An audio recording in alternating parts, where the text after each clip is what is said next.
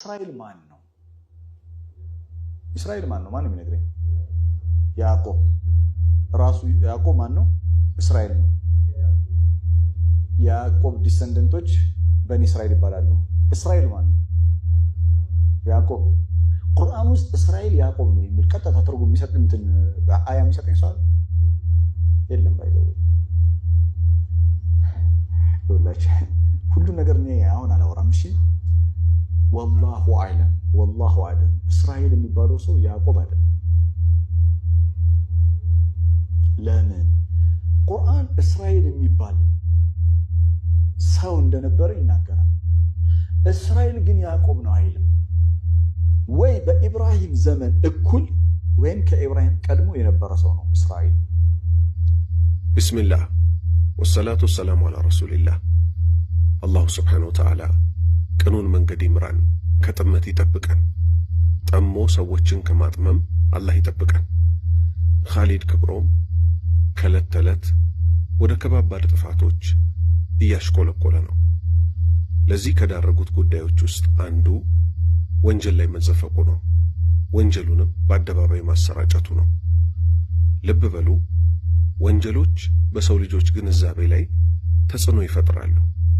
ምክንያቱም አላህን መፍራት ስንችል ነው አላሁ ስብሓነሁ ወተዓላ ለተሻለ ዕውቀት ይመርታል። ጥፋታችን ደግሞ በሃይማኖቱ ላይ ሲሆን ደግሞ ይበልጥ ነገሮች ግራ እየተጋቡን እያደናበሩን ይሄዳሉ።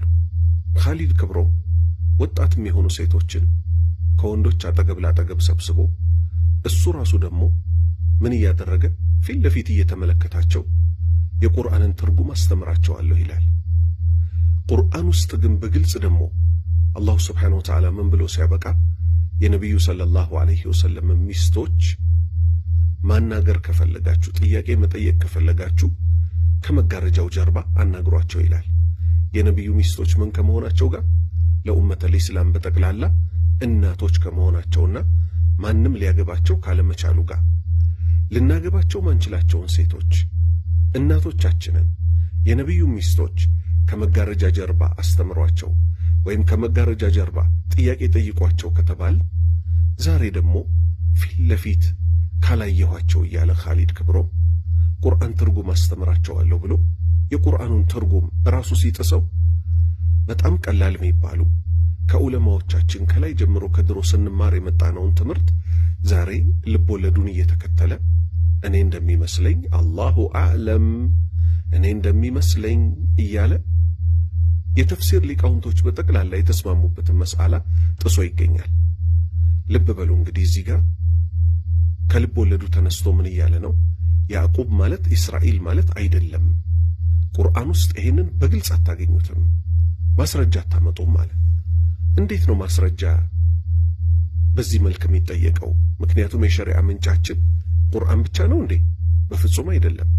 ቁርአንና ሐዲት ነው። ነቢዩ ሰለላሁ ዐለይሂ ወሰለም ይህን አስመልክቶ ምን አሉ? ኡቲቱል ቁርአን ወሚስለሁ መዓ፣ ቁርአንንና አምሳያውን እኮ አብሬ ተሰጥቻለሁ አሉ። ሁለተኛ አላህ ራሱ ደግሞ ምን አለ? ወአንዘልና ኢለይከ ዚክር፣ ነቢያችን ሆይ በአንተ ላይ እኮ ቁርአንን አወረድንብህ፣ ሊቱበይነ ሊናስ፣ ለሰዎች ልታብራራላቸው፣ ማኑዚለ ኢለይህም፣ ወደ እነሱ የተወረደላቸውን። ስለዚህ ነቢያችን ሰለላሁ ዐለይሂ ወሰለም ያዕቆብ ማለት እስራኤል እንደሆነ በሐዲታቸው አብራርተዋል። ስለዚህ ከዚህ ምን እንይዛለን? አጠያየቅህ ራሱ የሃይማኖት ዕውቀት በጣም ገና እንደሆንክ፣ ገና በሆንክባቸው ጉዳዮች ደግሞ ባትዳፈር፣ መዳፈርህ ደግሞ አንተን ለጥፋት ይዳርግሃል። ለዛ ነው እኮ ከቁርአን ላይ ልታመጡልኝ አትችሉም አልክ። ከቁርአን ብቻ ነው እንዴ ማስረጃችን? የታላቁ ነቢይ የነቢያት ሁሉ መደምደሚያ የነቢዩ ሙሐመድ ሰለላሁ ዐለይሂ ወሰለም አስተምሮትን የጥለኸው ነው። ስለዚህ ልብ በል፣ ቁርአን በቁርአን አንቀጽ ይተረጎማል። ቁርአን በሌላ የነቢዩ ሐዲት ይተረጎማል። ሐዲት በሌላ የነቢዩ ሐዲት ይተረጎማል። ሐዲት በሌላ የቁርአን አንቀጽ ይተረጎማል። ቀጠልክና ምን አልክ? እኔ እንደሚመስለኝ ኢብራሂም ዓለይሂ ሰላም ዘመን የኖረ ሰው ነው ያዕቆብ ማለት፣ ወይንም ደግሞ ከሱ በፊት የኖረ ነው አልክ። እስቲ ማስረጃህን ጀባ በለን። ያው ያለ ማስረጃ ሃይማኖት መናገር አይቻልም አይደለ? ስለዚህ እኛ የምንፈልገው ያንተን የግል አስተሳሰብ ሳይሆን ሐቁን ብቻ መስማት ነው። ስለዚህ አላህ ባሪያዎች ከዚህ ምን እንይዛለን? ዕውቀት ከደምና ከስጋችን በላይ ነው። ኢብን ሲሪን እንዳሉት ይህ ዕውቀት ማለት እኮ ሃይማኖት ነው። ዕውቀታችሁን ከማን እንደምትይዙ እወቁ ይላሉ። ማን? ኢብን ሲሪን ታላቁ ታቢዒ። ስለዚህ አላህ ባሪያዎች ሆይ አሳሳሾች በዝተዋል፣ ተጠንቀቁ፣ ተጠንቀቁ። እሱ ጋር እየሄዳችሁ ወንድና ሴት ተቀላቅላችሁ የምትማሩ ሰዎች አላህን ልትፈሩ ይገባል። አላሁ ስብሓነሁ ወተዓላ እየታመጸ አላህን እናውቃለን ማለት አይቻልም። ወሰላሙ ዓለይኩም ወረሕመቱላሂ ወበረካቱሁ።